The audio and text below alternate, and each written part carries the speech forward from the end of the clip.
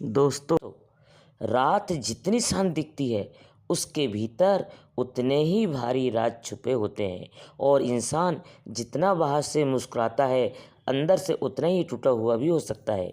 जीवन की सबसे बड़ी सच्चाई क्या है कि हम कभी नहीं जानते कि हमारे जीवन में जो लोग आए हैं वह भगवान का दिया आशीर्वाद है या कर्मों का भेजा हुआ संदेश। और शादी शादी तो दो शरीरों का रिश्ता नहीं, दो आत्माओं का कर्ज भी है। कई लोग कहते हैं कि पति भाग्य से मिलता है, पर सच यह है कि पति कर्मों से मिलता है। और यह सच्चाई किसी की ज़िंदगी बना देती है और किसी की ज़िंदगी गुमनाम अंधेरों में धकेल देती है। यह कहानी ऐसे ही एक लड़की की है, सिया, जिसके जीवन ने एक दिन उसे झकझोर कर रख दिया। तुम्हारा पति ही तुम्हारा कर्म है और इस सच को समझो वरना देर हो जाएगी। सिया बचपन से ही बहुत शांत, समझदार और सपने देखने वाली लड़की थी। उसके पिता स्कूल टीचर थे और मैं सिलाई करके चलाने में मदद करती थी। उनका एक घर छोटा सा था लेकिन सपने बड़े। सिया हमेशा यही मानती थी कि शादी प्यार से की जाती है और पति वह होना चाहिए जो आपकी आत्मा को समझ सके। लेकिन किस्मत का खेल कभी किसी के चाहतों से नहीं चलता। किस्मत वही करवाती है जिससे हमारी आत्मा को कुछ सीखना होता है। जब सिया 24 साल की हुई तो घर वाले ने रिश्ता ढूंढना शुरू किया और वहीं से उसकी कहानी ने मोड़ लिया। एक दिन एक लड़का देखने आया, अर्जुन। दो बातों से बहुत नम्र था, चेहरे पर हल्के मुस्कान और आंखों में ऐसी परिवर्तन जैसे दुनिया का बहुत अनुभवी हो। सिया को पहली नज़र में लगा कि शायद यही है वह इंसान जिसके साथ वो अपना जीवन गुजार सकती है। लेकिन वह नहीं जानती थी कि यह मुस्कान सिर्फ उसके भाग्य का हिस्सा नहीं, उसके कर्मों का परख भी थी। शादी शांतिपूर्वक हो गई। शुरू के कुछ हफ्ते बेहद खूबसूरत थे।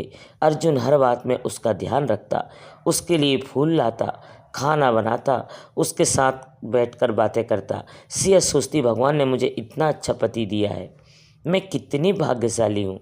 लेकिन समय हमेशा अपनी असलियत दिखाता है। शादी के 2 महीने बाद अर्जुन बदलने लगा।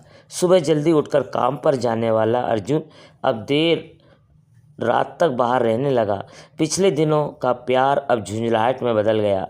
बातों बात पर गुस्सा, छोटी चीज़ पर कंट्रोल खो देना। सिया समझ ही नहीं पा रही थी कि अचानक यह क्या हो गया। एक रात सिया चुपचाप सोने का नाटक कर रही थी और अर्जुन फ़ोन पर धीरे धीरे किसी से बात कर रहा था। उसकी आवाज़ में मिठास थी, कोमलता और कुछ ऐसा था जो सिया को कभी नहीं मिला। उसे लगा जैसे किसी ने उसके दिल में चाकू उतार दिया हो। अर्जुन विस्पर करता हूँ, हाँ मैं उसे संभाल लूँगा, तुम चिंता मत करो, बस थोड़ा समय और दो। सिया की आंखों में आंसू भर आए लेकिन उसने आवाज़ नहीं की। उस रात उसे लगा जैसे उसके सारे सपने बिखर रहे हो। सुबह अर्जुन ने उससे ऐसे बातें की जैसे कुछ हुआ ही नहीं। उससे ऐसी बातें कुछ नहीं हुआ, लेकिन सिया को सच का एहसास होने लगा था। उसे समझ आ रहा था कि अर्जुन के भीतर 2 चेहरे हैं, एक जो दुनिया को दिखाता है और एक जो सिर्फ उसके कर्मों का हिसाब लेने आया है। कई रातें उसने चुपचाप रोते हुए बिताई, लेकिन उसने कभी अर्जुन से सवाल नहीं किया।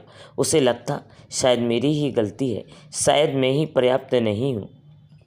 धीरे धीरे अर्जुन घर से बिल्कुल कट गया। लेकिन एक बात अजीब थी, वो सिया को छोड़कर नहीं जाता था। मारता नहीं था, गुस्सा आता, चिल्लाता, लेकिन फिर चुप हो जाता, जैसे उसके भीतर कोई अदृश्य रिश्ता था जो उसे बांधे रखता था। यह रिश्ता प्यार का था या किसी पुराने कर्म का, सिया समझ नहीं पा रही थी। फिर एक दिन बड़ा सच खुला। सिया किचन में थी, तभी अर्जुन का फ़ोन टेबल पर वाइब्रेट हुआ। स्क्रीन पर लिखा था, don't forget what you promised मी। सिया का दिल धड़क उठा। उसने खुद को रोका, लेकिन इंसान का दिल कब तक खुद को रोक सकता है। उसने हिम्मत करके फ़ोन उठाया। कुछ ही सेकंड में उसे एक ऐसी बात पता चली जिसने उसकी ज़िंदगी को उलटकर रख दिया। अर्जुन का एक हिस्सा शादी से पहले कई साल चला था, एक लड़की जिसका नाम रिद्धि था। दोनों शादी करना चाहते थे, लेकिन रिद्धि किसी गंभीर बीमारी में चल बसी थी। डॉक्टर ने कहा कि वह किसी भी दिन कभी भी चली जा सकती है। रिद्धि ने अर्जुन से कहा, मैं नहीं चाहती कि मेरी वजह से तुम ज़िंदगी भर अकेले रहो।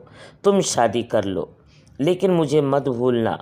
अर्जुन ने मजबूरी में सिया से शादी कर ली, लेकिन रिद्धि अभी भी जिंदा थी अस्पताल में, और अर्जुन हर दिन उसके पास जाता था, उसकी देखभाल करता था, उसके लिए दवाइयाँ लाता था, ऐसे जैसे उसकी पत्नी वह हो और सिया सिर्फ जीवन का औपचारिक हिस्सा। सिया को लगा जैसे उसका दिल फट गया हो, लेकिन असली झटका अभी बाकी था। जैसे ही उसने आगे चैट पढ़ी, उसे समझ आया कि अर्जुन उससे इसलिए नहीं दूर था क्योंकि वह सिया को नापसंद करता था, बल्कि इसलिए कि उसे डर था कि अगर सिया उससे प्यार कर बैठी तो वह उसे चोट पहुंचाएगा, क्योंकि वह खुद टूट चुका था, खुद में ही खो चुका था। उसे लगता था कि उसका जीवन रिद्धि का कर्ज था और वही उसके कर्म भी। सिया चुप हो गई। उसने उसी शाम अर्जुन से पूछा, अगर तुम चाहो तो मैं चली जाऊं? तो मैं रोकूंगी नहीं। अर्जुन, जो महीने से चुप था, पहली बार फूट फूट कर रो पड़ा। उसने कहा, मैं तुम्हें चोट नहीं पहुंचाना चाहता था सिया, लेकिन मैं तुम्हें छोड़ भी नहीं सकता। मैं रिद्धि को भी दर्द नहीं दे सकता। मैं दो जिंदगियों के बीच फंसा हुआ हूँ और मुझे समझ नहीं आता कि मैं किसका क्या हूँ। उस रात सिया ने पहली बार उसके हाथ पकड़कर कहा, शायद हम दोनों का मिलना भी कोई कर्म है। अर्जुन, तुम सिद्धि को नहीं छोड़ सकते। और मैं तुम्हें। अगले ही दिन सिया रिद्धि से मिलने अस्पताल गई। रिद्धि बहुत कमज़ोर थी, लेकिन उसकी आंखों में अजीब सी शांति थी, जैसे उसने दुनिया को समझ लिया हो। सिया ने उसकी ओर हाथ बढ़ाकर कहा, मैं तुम्हारे लिए प्रार्थना करती हूँ। अर्जुन आपको बहुत प्यार करता है और मैं उसे उसके अधूरे प्यार से अलग नहीं करूँगी। रिद्धि मुस्कुराई, आंखों में आंसू थे लेकिन आत्मा में शांति। उसने सिया का हाथ पकड़कर कहा, तुम बहुत बड़ी हो।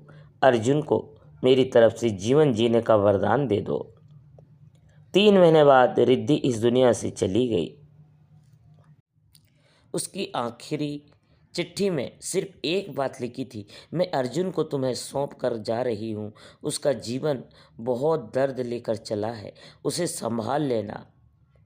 तुम्हारा पति तुम्हारा कर्म है और अब वह तुम्हारी आत्मा के लिए भगवान का दिया हुआ पाठ भी है। उस दिन पहली बार सिया को समझ आया कि पति भाग्य नहीं, कर्म होता है। जो जैसा मिलता है वो किसी पुराने अधूरे कर्ज की कहानी के लिए आता है। अर्जुन धीरे धीरे बदलने लगा। वो रिद्धि का दर्द अपने दिल में लेकर सिया को फिर से समझाना सीखने लगा, और सिया ने पहली बार अर्जुन को उसकी असली रूप में देखा, एक टूटा हुआ इंसान जो बस अपने कर्मों से भाग नहीं पा रहा था। वक्त बीतता गया, दर्द कम नहीं हुआ, लेकिन रिश्ते की गहराई बढ़ती गई। एक दिन अर्जुन ने कहा, अगर तुम चाहो तो मैं तुम्हें आज़ाद कर दूं। तुमने मेरे लिए बहुत कुछ सहा है।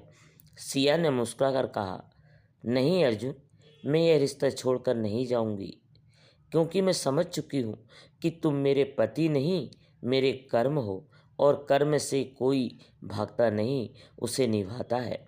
धीरे धीरे अर्जुन खुलने लगा। वो सिया का सम्मान करने लगा, प्यार करने लगा, और एक दिन उसने कहा, शायद भगवान ने तुम्हें मेरे जीवन में भेजा है ताकि मैं खुद को फिर से पहचान सकूं। समय के साथ दोनों के बीच वो प्यार जन्मा जो दर्द से पैदा होता है, गहरा, शांत और आत्मा को छूने वाला। आज उसकी शादी को 12 साल हो चुके हैं और सिया हर लड़की को यही बात समझाती है कि पति किस्मत से नहीं मिलता, पति कर्मों से मिलता है। अच्छा हो या बुरा हो, वो हमें कुछ सिखाने ज़रूर आता है। कोई प्यार सिखाता है, कोई धैर्य, और कुछ लोग हमें खुद को पहचानना सिखाते हैं। और यही इस कहानी की सीख है। कभी कभी जिस इंसान को हम अपने जीवन का दर्द समझते हैं, वह हमारी आत्मा की सबसे बड़ी परीक्षा भी होता है। और जब हम उस परीक्षा को प्रेम, धैर्य और समझ से पार कर लेते हैं तो जीवन बदल जाता है। आपका पति आपका कर्म है, और इस सच्चाई को समझ लेने से ही जीवन बदलना शुरू हो जाता है। तो दोस्तों, कैसी लगी है कहानी? कमेंट करके ज़रूर बताएं, और पसंद आई हो तो वीडियो को लाइक और चैनल को सब्सक्राइब ज़रूर कीजिएगा। धन्यवाद।